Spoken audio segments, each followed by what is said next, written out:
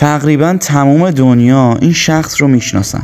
قاتلی بیرحم، دیکتاتوری تمام عیار، سارق بچه و سارق بانک و هزاران کار ترسناک دیگه ای که توی زندگیش انجام داده و مسیر تاریخ رو به طور کامل تغییر داده. این شخص کسی نیست جز ژوزف ویزارینوویچ یا همون ژوزف استالین معروف. زندگی استالین تو سال 1878 تو قسمت شرقی گرجستان، شهر کوچیکی به اسم گوری آغاز شد. استالین تو تاریخ معروفه به کسی که تمام مخالفاش رو به قتل رسونده.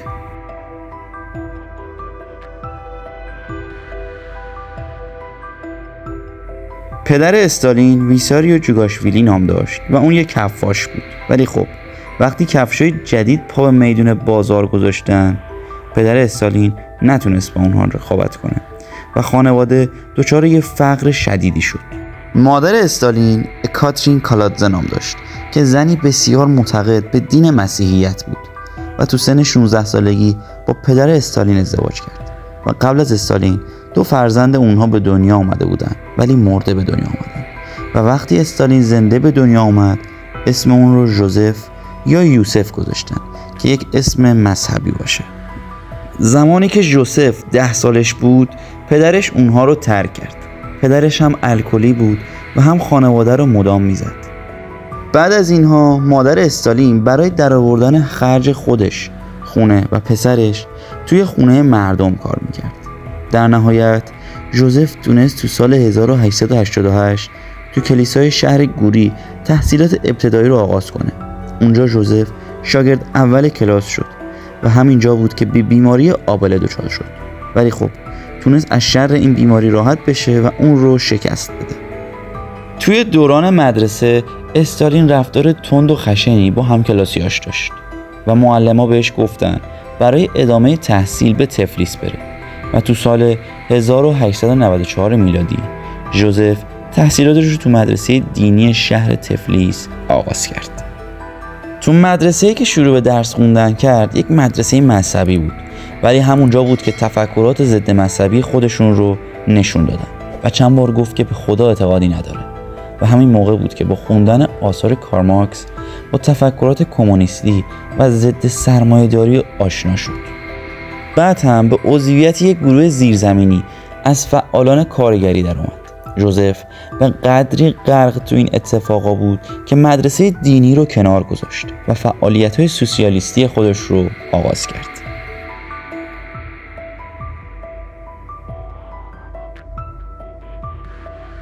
تو قرن 19 میلادی خاندان رومانوف روسیه رو به طور کامل توی دستش داشت و اقتصاد روسیه کامل بر پایه کشاورزی بود و امکان نداشت از این سنت به مدرنیته برسن.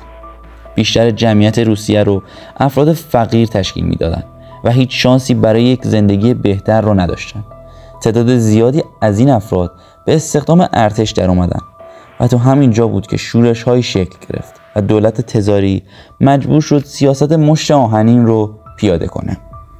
حکومت تزار روسیه سعی میکرد قدرت رو بر تمام جنبه‌های زندگی مردم پیاده کنه، اما وقتی استالین به دنیا آمد تزارها ضعیف شده بودند و عملاً همچین چیزی براشون ممکن نبود. توی این دوران بود که صنعت چاپ بسیار زیاد شد و اعلامیه‌های زیادی از طرف گروه‌های مخالف پخش میشد. تو سال 1881 میلادی الکساندر سوم پادشاه روسیه شد. اون هیچ گونه علاقه‌ای به اصلاحات نداشت و هر فعالیت‌های آزادیخواهانه‌ای سرکوب میشد و همین باعث شد نفرت مردم از قبل هم بیشتر بشه. اما با تمام قدرت و سرکوب‌های الکساندر سوم اون تو سال 1894 میلادی بر اثر بیماری از دنیا رفت. جای اون فرزندش یعنی نیکولای دوم نشست. اون شخصی باهوش بود و اصلاً اقتدار پدرش رو نداشت. اون میخواست سیاست مرکزی رو بر پایه قدرت ادامه بده، ولی قدرت اجرایی پدرش رو نداشت و نمیتونست این هدف رو اجرایی کنه.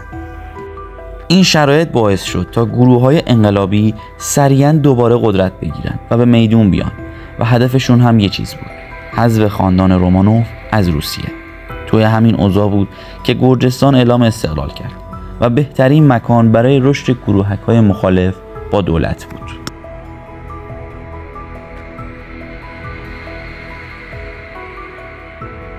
تو سال 1899 میلادی استالین تو تفلیس یه شغل کارمندی بدون استرس پیدا کرد. در این دوران اما استالین با کارگران محلی نشست و برخاست میکرد و جلسات پنهانی با فعالان کارگری داشت و همین باعث شد تا اطلاعات روسیه اون رو تحت تعقیب قرار بده. استالین هم به زندگی مخفیانه رو برد. بعدها هم عضو حزب سوسیال دموکرات کارگران روسیه شد. همین حزب تو سال 1912 میلادی تبدیل به حزب رسمی کمونیست روسیه شد. این گروه ها و استالین علاقه خاصی به فعالیت‌های خشونت آمیز داشتند و همین باعث شد استالین جذب این گروه ها بشه و بعد هم پیش رفت و همه رو تشویق میکرد تا با نیروهای دولتی درگیری فیزیکی داشته باشند. استالین اعتقاد داشت بدون مبارزه مسلحانه پیروزی هیچ معنی نداره. استالین فهمیده بود با این وضعی که پیش میره اصلا تفلیس براش جای خوبی نیست و به شهر باتومی رفت و اونجا یک قیام بزرگی رو هدایت کرد، ولی به شدت توسط پلیس محلی سرکوب شد. استالین قصد داشت تو مراسم کشته شده های قیامش یک قیام دیگر رو شکل بده، ولی همونجا بود که پلیس تزار تونست اون رو بگیره و به سیبری تبدیلش کنه. تو سال 1903 میلادی استالین محکوم شد که 3 سال از زندگیش رو در اون سیبری و در اردوگاه‌های کار اجباری بگذرونه. اما استالین 1 سال بعد از سیبری فرار کرد و تو سال 1904 به تفلیس رسید و وارد یک روزنامه کمونیستی زیرزمین شد که تفکرات کمونیستی رو تو گرجستان رواج بده.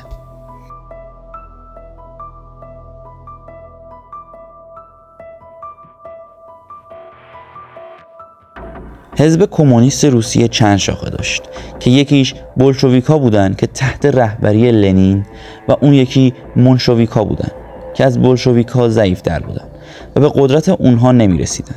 استالین که طرفدار اقدامات خشن بود به بولشویک‌ها پیوست. در سال 1905 میلادی یه اعتراض بزرگ تو سن پترزبورگ اتفاق افتاد و نیروهای تزار معترضین رو به گلوله بستن و چندین هزار نفر مجروح شدند. این اتفاق هم باعث شد تنش بین مردم و تزارهای روسیه از قبل هم بیشتر بشه. استالین توی این دوران در باکو حضور داشت و باکو حسابی آشفته شده بود. استالین هم از این آشفتگی قفقاز نهایت استفاده رو کرد و با نیروهاش گرجستان رو به سمت هرج و مرج پیش می برد. نیروهای استالین بانک‌ها رو غارت کردند، اماکن عمومی رو آتش زدند و با پلیس محلی هم درگیر شدند. اینجا بود که اسم استالین برای اولین بار به گوش همه رسیده بود. استالین دیگه نه یه شخص عادی بلکه رهبر کمونیست های گرجستان شده بود. تو سال 1905 میلادی یه جلسه‌ای تو سن پترزبورگ بین بزرگان حزب کمونیست برگزار شد و اونجا بود که استالین و لنین برای اولین بار همدیگر رو ملاقات کردند. رئیس‌های کمونیست تصمیم گرفتن بودجه حزب کمونیست رو کاهش بدن و تمام درآمدها برای صلح به خرج بشه. اونجا بود که هم استالین هم لنین با این نظر مخالفت کردند و برای تامین بودجه رو به دزدی مسلحانه از بانک‌ها آوردن. استالین هر کاری میکرد تا لنین به اهدافش برسه و از هیچ چیز هم هیچ ترسی نداشت. استالین تو سال 1907 برنامه ریخت تا بانک مرکزی تفریز رو سرقت کنه و موفق هم بود و تونست 341,000 روبل به دست بیاره، اما 40 نفر کشته شد. استالین و یارانش هیچ آسیبی ندیدن و تونستن پا به فرار بذارن. استالین این کارها رو به علاوه بچه دزدی ادامه داد تا بالاخره به دست پلیس افتاد و دوباره تبعید شد.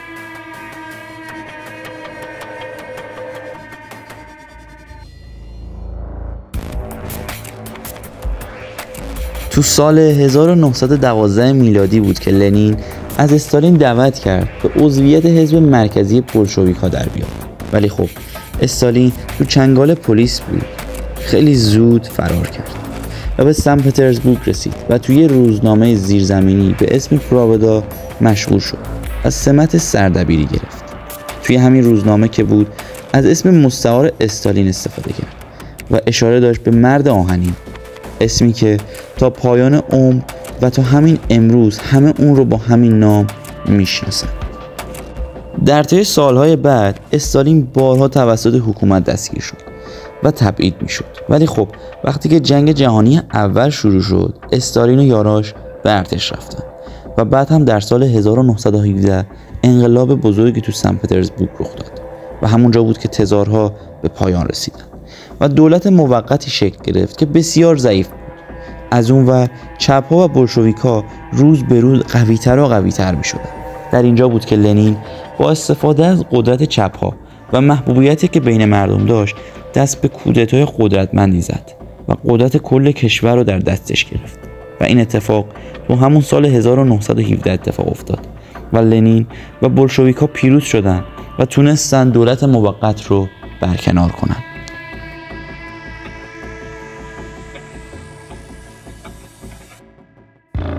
لنین بعد از به قدرت رسیدن یه نیروی اطلاعاتی قوی‌تر از حکومت تزار رو راه اندازی کرد و هر گونه انتقاد از دولت مورد سرکوب و دستگیری و زندان قرار می گرفت.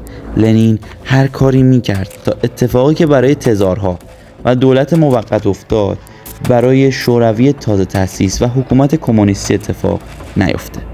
اکثر معترضان به حکومت کمونیستی سلطنت طلبان و طبقه متوسط و روشنفکران بودند.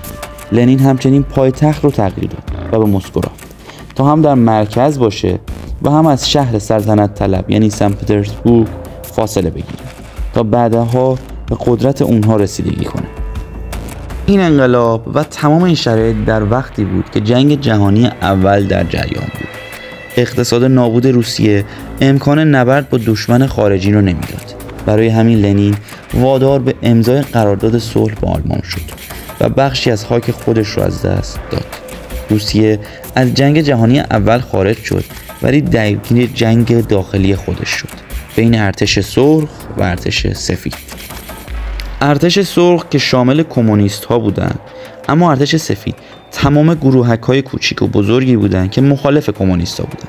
این جنگ از سال 1917 تا 1923 میلادی ادامه داشت و در نتیجه ارتش سرخ با پیروزی قاطع این جنگ رو خاتمه داد. در سال 1918 استالین از تبعید خارج و از حامیان سرسخت لنین شد و حتی تو جبهه جنگ ارتش سرخ هم می جنگید. در این دوران استالین فرمانده چند گروه نظامی رو بر عهده گرفت و مدتی بعد هم جنگی رو با لهستان شروع کرد ولی نتونست پیروز این جنگ بشه. استالین توی این جنگ خودسر شده بود و از هیچ کس فرمان نمی گرفت و هر جور که دوست داشت پیش می رفت. ولی خب جنگ تموم شد و هر دو کشور صلح کردند. بعد از این شکست استالین رابطش با لنین تیره و تار شد و لنین اون رو مقصر تمام این شکست‌ها میدونست. ولی وقتی دید استالین تو هر شرایطی داره ازش حمایت میکنه، دوباره رابطهشون گرم و صمیمی و خوب شد. تو سال 1922 استالین دبیر حزب کل کمونیست شد که بعدها بالاترین پست کشوری تبدیل شد. توی همین سال لنین یه سکته مغزی کرد و به حالت نیمه فلج در اومد، اما اونقدی سالم بود که تو رأس قدرت باقی بمونه و تصمیماتش رو توی دولت پیاده کنه.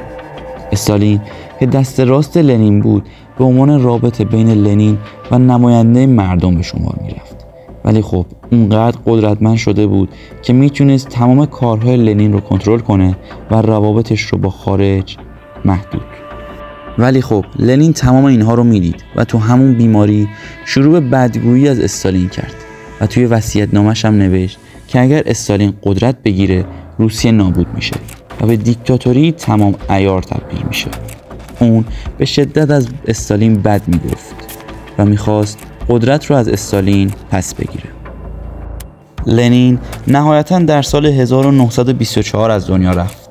قرار بود وصیت اون در زمان حیات اون خونده بشه، ولی به خاطر شرایط بیماری اون این کار رو نکردن. 1 سال و 4 ماه بعد از مرگ لنین متن اصلی وصیت به دست اعضای حزب روسیه رسید، ولی خب متن بر ضد استالین بود. این بار خود استالین مانع خوندن اون شد. به طور عجیبی متن نامه به دست یک کمونیست آمریکایی رسید و تو سال 1926 در روزنامه چاپ شد و همین موضوع باعث شد استالین اجازه بده وصیت‌نامه لنین رو همه بخونن. در همین جا که لنین درگذشت ما این قسمت رو هم به پایان میرسونیم. خیلی زود با مابقی قسمت‌های زندگینامه استالین و شوروی برمیگردیم. امیدوارم از این ویدیو لذت برده باشید و به اطلاعات عمومیتون افزوده شده باشه. خیلی خوشحال میشم اگر ویدیو رو دوست داشتید حتما برای من بنویسید و ما رو سابسکرایب کنید.